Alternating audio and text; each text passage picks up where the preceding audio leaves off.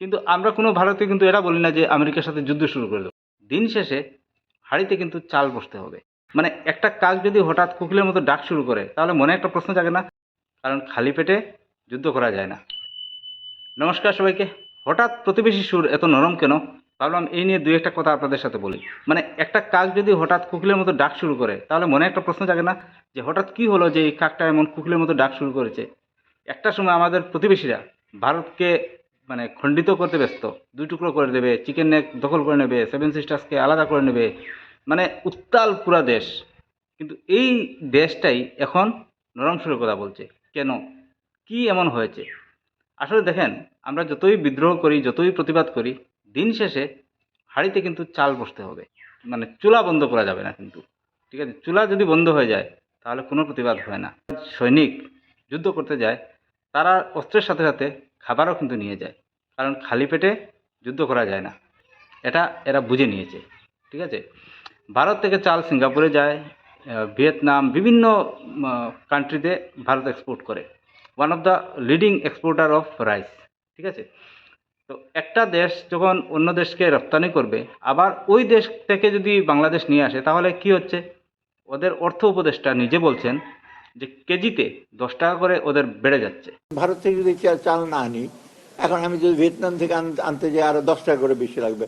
তার মানে সরকারের যদি 10 টাকা বাড়ে, সাধারণ জনসাধারণের কাছে পৌঁছতে পৌঁছতে সেটা 12 টাকা 13 টাকা বেড়ে যাবে। এরকম বিভিন্ন জিনিস ভারত থেকে এক্সপোর্ট হচ্ছে, এরা বন্ধ করছে। মানে কি ধরনের মূর্খ, মানে আমি এটাই বুঝতে পারি না।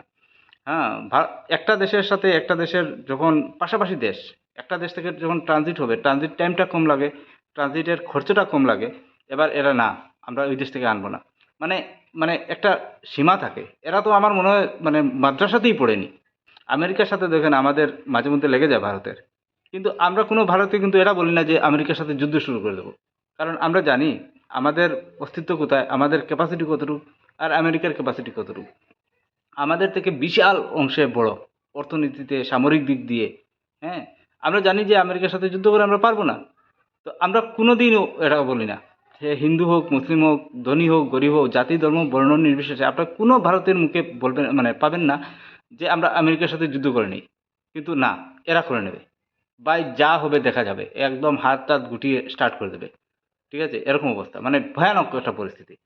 এবার বাংলাদেশের যে অর্থ উপদেষ্টা সালেউদ্দিন আহমেদ, উনি কিন্তু অর্থনীতিবিদ। তো আমাদের অর্থনীতিবিদের চিন্তাভাবনা আর সাধারণ জনসাধারণের চিন্তাভাবনার মধ্যে কিন্তু দিনরাত বেশ কম থাকে। তো উনি যখন চিন্তা করে দেখলেন যে কেজিতে যদি আমার এত টাকা বেশি হয় তাহলে আমার কুইন্টালে কত টাকা যাচ্ছে? অনেক টাকা বেশি যাচ্ছে। এবার কি হলো? আস্তে আস্তে এদের সুর ডাউন হতে স্টার্ট করলো। দেখেন, ভারতের যে ভৌগোলিক অবস্থান বাংলাদেশকে পুরো 3 দিকে ঘিরে রেখেছে। এবার বাংলাদেশ যতই করুক না কেন ভারতের কাছে আসতে হবে। ভিসার জন্য হোক, পেঁয়াজের জন্য হোক, ভাতের চালের জন্য হোক, স্বাস্থ্যের জন্য হোক, প্রত্যেকটা দিকে মানে ডিনাই করে পারবে না, আসতেই হবে। এমন একটা মানে ভৌগোলিক অবস্থান ভারতের। হ্যাঁ, তো দেখা যাক কতদিন পর্যন্ত এদের সুর নরম থাকে আর কতদিন পর্যন্ত বাঁশি বাজায়। হঠাৎ আবার কি হবে, আবার স্টার্ট হয়ে যাবে উত্তাল। জানি না, ভগবান জানে, উপরওয়ালা জানে। যাই হোক, ভালো থাকবেন, সুস্থ থাকবেন। জয় হিন্দ, জয় ভারত।